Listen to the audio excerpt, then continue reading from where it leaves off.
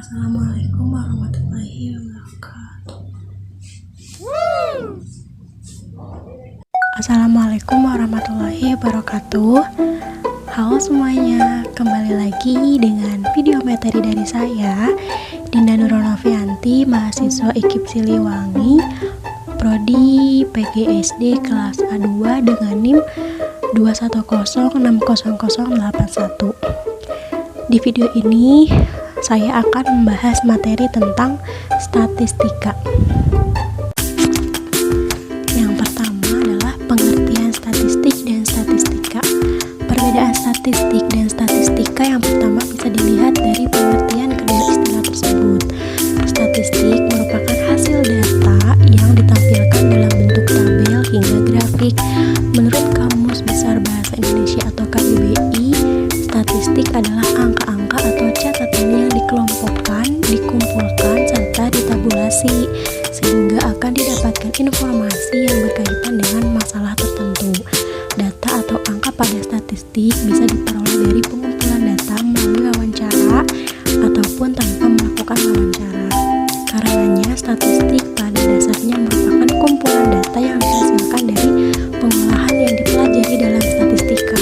Dengan kata lain, statistika merupakan ilmunya, sementara statistik adalah datanya. Adapun pengertian statistika adalah metode atau sebuah ilmu yang mempelajari tentang bagaimana mengumpulkan, merencanakan, menginterpretasi, dan menganalisa data. Tujuannya untuk mempresentasikan hasil data yang diperoleh. Singkatnya, statistika merupakan cabang ilmu terkait dengan data-data serta bagaimana mengumpulkannya. Menurut Kamus Besar Bahasa Indonesia atau KBBI, statistika yaitu ilmu yang mempelajari tentang cara mengumpulkan, menabulasi, menganalisis, dan menemukan keterangan dari data. Biasanya, data yang dikumpulkan dalam statistika berupa angka-angka. Bisa dilihat jika sebenarnya kedua istilah ini berbeda meski saling berkaitan. Nah, yang selanjutnya adalah data dan datum. Datum ialah keterangan atau informasi yang diperoleh dari suatu pengamatan, dapat berupa bilangan atau bukan bilangan. Sedangkan kumpulan dari datum tersebut disebut data. Jadi, data adalah bentuk jamak dari datum. Data ini dapat berupa sesuatu yang diketahui atau anggapan yang menjadi keterangan dari suatu hal. Biasanya sesuatu yang diketahui itu diperoleh dari hasil pengamatan atau percobaan. Selanjutnya adalah min, median, dan modus. Min adalah perhitungan jumlah nilai data dibagi dengan banyaknya observasi atau banyaknya individu. Nama lain dari min adalah rata-rata. Oleh sebab itu, pengertian lain dari min adalah nilai tengah atau rata-rata dari suatu gugus dalam gugus data pengamatan. Min dibedakan menjadi dua bentuk. Jenis min adalah rata-rata sampel yang dilambangkan dengan X bar dan rata-rata populasi yang biasa dilambangkan dengan mu. Kedua jenis tersebut yang membedakannya adalah rumusnya. Fungsi min adalah dapat menghitung rata-rata dari data yang tidak berkelompok maupun data yang berkelompok. Data yang berkelompok adalah data yang disajikan dalam tabel frekuensi dengan ciri-cirinya terbagi menjadi kelompok-kelompok kelas tertentu. Adapun yang dimaksud dengan data tidak berkelompok adalah data yang tidak disajikan dengan tabel frekuensi serta tidak dibedakan menjadi kelas tertentu. Dengan demikian, min dari data tidak berkelompok hanya penjumlahan dari setiap data dibagi dengan jumlah pengamatan. Selanjutnya adalah median. Median adalah nilai tengah dari data yang sudah diurutkan dan disusun secara teratur berdasarkan besar kecilnya data. Oleh sebab itu, perhitungan median dilakukan setelah Anda menyusun data mulai dari yang terkecil hingga terbesar. Kemudian barulah ditentukan nilai tengahnya. Penentuan median ini menunjukkan bahwa ada 50% dari jumlah data atau frekuensi distribusi yang letaknya di bawah median serta 50%-nya yang lain di atas median. Dan yang terakhir adalah modus. Modus adalah nilai yang sering muncul. Maksudnya adalah dalam kumpulan data, nilai dengan frekuensi terbanyak disebut dengan modus. Ukuran modus digunakan untuk mengetahui tingkat seringnya terjadi dalam suatu peristiwa. Untuk modus yang tidak berkelompok, cara menentukan modus cukup mudah, yaitu dengan menghitung frekuensi dari masing-masing data, kemudian dicari nilai yang mempunyai frekuensi terbanyak atau yang sering muncul. Rumus min median modus. Rumus min median modus terbagi menjadi data berkelompok dan data tidak berkelompok. Berikut adalah penjelasannya. Rumus min data tidak berkelompok. Dan yang ini adalah rumus min data berkelompok.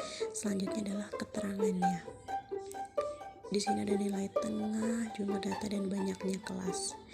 Yang selanjutnya adalah rumus median data tidak berkelompok, dan sedangkan ini rumus median data berkelompok, dan ini rumus modus. Bisa di skip untuk lebih jelas, dan bisa di pause juga ini keterangannya. Nah, yang selanjutnya kita akan belajar tentang cara penyajian data dalam bentuk tabel dan diagram. Sebelum itu, kita masuk ke materi. Kakak ingin kamu melakukan sesuatu terlebih dahulu nih. Coba deh kamu keluarkan semua isi yang ada di tempat pensilmu, lalu kamu kelompokkan sesuai jenisnya sehingga ada kelompok pensil, pulpen, penghapus, dan lain sebagainya. Setelah itu, hitunglah jumlah dari masing-masing kelompok dan catat hasilnya di kertas. Kalau dari tempat pensil kakak sih hasilnya seperti ini. Nah, seperti ini ya jadinya. Jumlah dan macam-macam kelompok alat tulis yang kamu catat di kertas tadi merupakan informasi yang diperoleh dari hasil pengamatan. Nah, informasi ini bisa kita sebut sebagai data. Karena data adalah kumpulan informasi yang diperoleh dari suatu pengamatan, bisa berupa angka, lambang, atau keadaan objek yang sedang diamati. Data dapat kita sajikan dalam dua bentuk penyajian, yaitu tabel dan diagram. Adapun diagram yang sering digunakan yaitu diagram garis, batang, dan lingkaran. Kenapa sih kita perlu melakukan penyajian data? Nah, tujuannya itu supaya data yang kita peroleh lebih mudah dibaca dan dimengerti sehingga mudah juga untuk dianalisis dan diambil kesimpulannya. Nah, yang pertama ini adalah tabel baris dan kolom. Tabel ini digunakan untuk data yang hanya memiliki satu kategori atau kelompok saja. Misalnya data yang kita peroleh dari hasil pengamatan tadi. Ada pensil, pulpen, penghapus, rautan, dan lain sebagainya. Nah, data-data tersebut bisa digabung ke dalam satu kategori atau kelompok, yaitu jenis alat-alat tulis. Kalau data tersebut kita sajikan dalam bentuk tabel, baris, dan kolom, hasilnya akan seperti ini. Nah, bentuk tabelnya seperti ini ya. Nah, yang selanjutnya adalah diagram batang atau balok. Diagram batang biasanya digunakan untuk menyajikan data yang dapat dikategorikan atau dikelompokkan, seperti nilai ulangan, jenis pekerjaan, hobi, dan lain sebagainya. Dan data tahunan atau harga barang dari tahun ke tahun, besar keuntungan dari tahun ke tahun, dan sebagainya. Pada diagram batang, data akan digambarkan membentuk persegi panjang yang memanjang ke atas. Setiap persegi panjang harus memiliki lebar yang sama dan tidak boleh menempel antara satu dengan yang lainnya. Lalu bagaimana cara menyajikan data dalam bentuk diagram batang? Ya, simak contoh di bawah ini yuk. Misalnya terdapat data tinggi badan siswa kelas 7A sebagai berikut.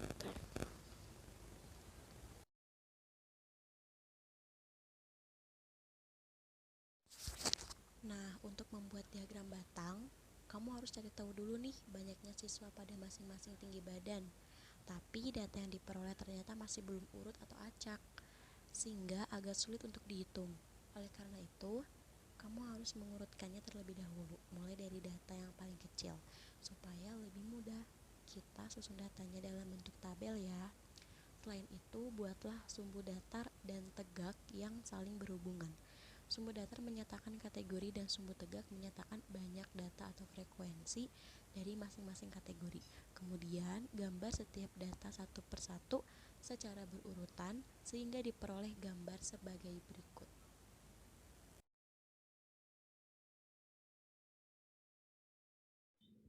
Dari diagram tersebut, kita bisa lebih mudah memperoleh beberapa informasi. Di antaranya tinggi badan terpendek siswa kelas 7A adalah 135 cm, tinggi badan tertinggi siswa kelas 7A adalah 139 cm, dan kebanyakan siswa kelas 7A memiliki tinggi badan 137 cm. Nah, yang terakhir adalah diagram lingkaran. Diagram lingkaran biasanya digunakan untuk menyajikan data yang dapat dikategorikan atau dikelompokkan juga. Di sini data akan digambarkan dalam bentuk lingkaran yang terbagi menjadi beberapa juring. Nah, juring-juring ini dapat dinyatakan dalam bentuk persen atau derajat. Besarnya presentase dan derajat dipengaruhi oleh besar nilai atau frekuensi data, sehingga setiap juring akan memiliki ukuran yang berbeda-beda. Jika juring dinyatakan dalam persen, maka untuk satu lingkaran penuh, total presentasenya adalah 100%. Sementara itu, jika juring dinyatakan dalam derajat, maka untuk satu lingkaran penuh, total sudutnya adalah 360 derajat. Untuk membuat diagram lingkaran, kamu harus menentukan besar presentase atau sudut setiap kategori datanya terlebih dahulu. Kamu bisa menggunakan salah satu rumus berikut ini. Di sini terlihat rumus-rumus diagram lingkaran. Rumus diagram lingkaran dalam bentuk atau derajat, besar sudut sama dengan frekuensi dibagi jumlah data dikali 360 derajat. Yang selanjutnya rumus diagram lingkaran dalam bentuk persen. Besar presentase sama dengan frekuensi dibagi jumlah data dikali 100%.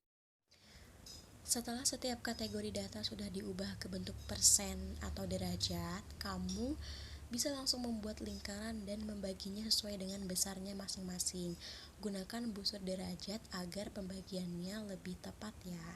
Nah, kalau data tinggi badan siswa kelas 7A kita sajikan dalam bentuk diagram lingkaran, hasilnya akan seperti berikut.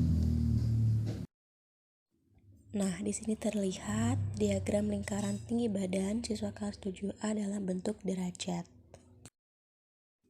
Sedangkan yang ini adalah diagram lingkaran tinggi badan siswa kelas 7A dalam bentuk persen. Nah, yang terakhir adalah contoh soal. Nah, di sini ada soal statistika. Tentukan min, median, dan modus data tersebut. Nah, di sini sudah tersaji data berat badan serta frekuensinya. Langsung saja dijawab. Untuk mengetahui min dengan rumus yang sudah ada, kita hitung dengan hasil jumlah 60,75. Begitu juga dengan soal untuk mencari median serta modus. Dengan rumus yang sudah ada, kita tinggal menerapkannya saja serta mengaplikasikannya kepada soal. Di sini untuk mediannya dengan hasil akhir 40,8 serta modus 40,5. Sekian yang bisa saya sampaikan. Terima kasih telah menyaksikan video ini. Maaf masih banyak kesalahan dan sampai jumpa di video materi selanjutnya. Wassalamualaikum warahmatullahi wabarakatuh.